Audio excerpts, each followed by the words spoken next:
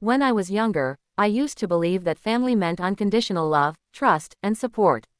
I never thought that one day, my own parents would look at me with suspicion, disgust, and betrayal in their eyes. It all started one cold Sunday morning when I woke up to shouting downstairs. My mother was pacing in the living room, my father sitting on the couch, his face red with anger. On the coffee table lay a velvet jewelry box, empty. My mom's $65,000 diamond necklace, the one she'd inherited from my grandmother, was gone. When they saw me walk in, their expressions changed from confusion to accusation. "Where did you put it?" my mom demanded. I was taken aback. "What are you talking about?" I asked, rubbing the sleep from my eyes. My father's voice thundered across the room. "Don't play dumb. That necklace was in the safe, and only you and your mother knew the code." My heart dropped. I hadn't touched that necklace in months. I had no reason to. Still, no amount of denial could convince them otherwise. They searched my room, turned over drawers, ripped open boxes, even dumped out my laundry basket. I stood there frozen, humiliated, watching them treat me like a criminal in my own home. "You've always been jealous," my mother snapped, her voice trembling with a mix of anger and disappointment. "You think we don't notice how bitter you are about your sister getting everything?" Her words cut deep. My sister, Melanie, was the golden child, spoiled, adored, and always forgiven. Meanwhile, I was the one who worked long hours to keep the lights on, the one who secretly paid the mortgage when my father's business went under. They never knew because I wanted to protect their pride. But that morning, all that loyalty shattered. The accusations didn't stop there. They called relatives, neighbors, even my friends.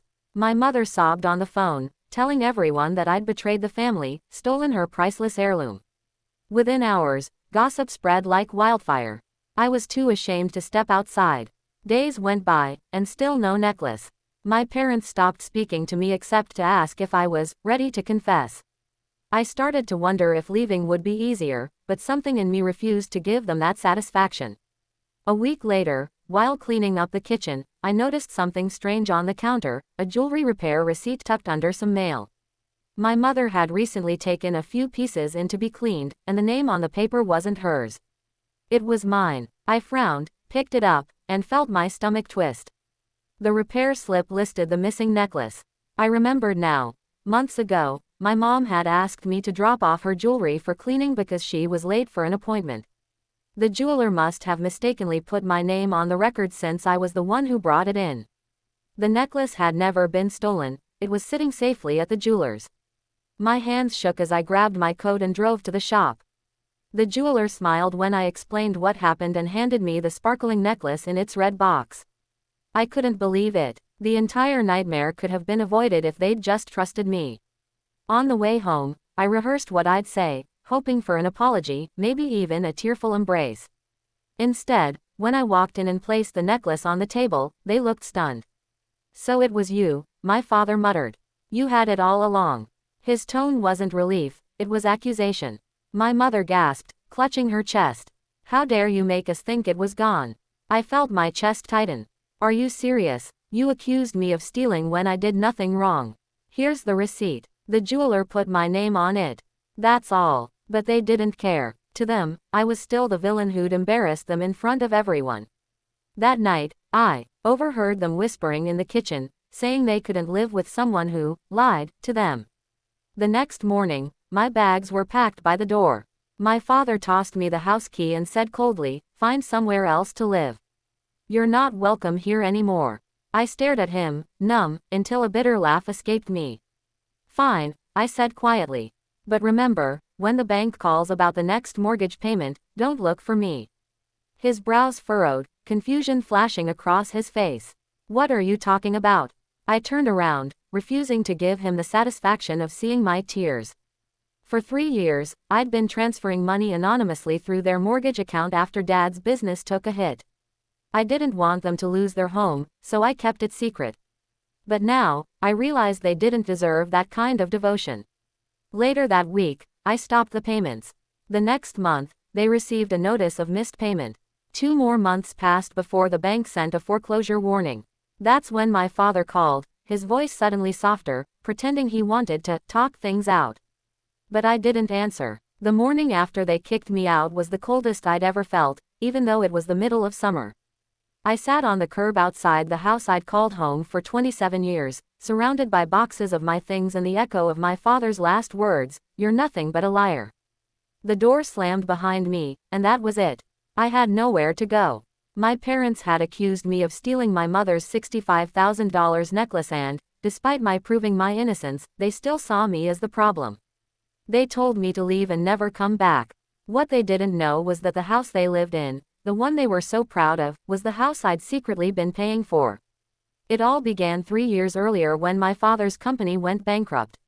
He was too proud to admit to anyone that he couldn't afford the mortgage anymore. My mother, terrified of losing the home, tried to borrow from relatives, but no one wanted to help. I couldn't stand to see them crumble, so I made a decision. I began paying the mortgage quietly, transferring money directly from my savings each month through their account. It wasn't easy. I took extra shifts, sold my car, and cut down on everything just to make it work. I never told them because I didn't want them to feel ashamed. I wanted them to believe they'd pulled through on their own. Now, standing in front of that same house with my life packed into a few boxes, I felt foolish for ever thinking they'd understand. I loaded my things into my friend's car and drove away without looking back. I found a small apartment in the city, started rebuilding from scratch, and tried to forget. But forgetting isn't easy when the people who raised you treat you like a stranger. 2 months passed before I heard from them again. I ignored every message until one day, my father showed up at my workplace. He looked thinner, older, and more desperate than I'd ever seen him. "We need to talk," he said. I took a deep breath and led him outside. He explained that they had received a notice from the bank. The mortgage hadn't been paid in 2 months. I listened quietly as he talked about confusion, about how the bank must have made a mistake. Then he looked at me, waiting for me to offer help, just like I always had. I crossed my arms and said nothing. He shifted uncomfortably. "You used to handle some of the bills, right?" he asked carefully. "Maybe you can check what's going on." That was the moment I realized he still didn't know. He thought I'd been helping them manage money. He didn't know that without me, they couldn't afford that house at all. I looked him straight in the eye and said, "The payments stopped because I stopped making them." He froze. "What do you mean you stopped making them?" I let the silence hang between us before I spoke again. "For 3 years, I've been paying your mortgage. Every single month. You'd have lost the house a long time ago if it weren't for me." His face went pale, his mouth slightly open but no words came out. "You're lying," he whispered. "You expect me to believe that after everything?" I pulled out my phone and showed him the transfer records, every payment linked to their mortgage account. His denial cracked. I watched the realization hit him like a wave. He looked down, then back up, his eyes glassy. "Why didn't you tell us?" he asked quietly. "Because I thought family helped each other without needing credit," I said. "But I was wrong. You called me a thief, threw me out, humiliated me, and all this time, I was the one keeping a roof over your head." He tried to speak, but no apology came. He just muttered that my mother was under a lot of stress, and that things had gotten out of hand. I felt something inside me snap. "You ruined my reputation," I said, my voice shaking.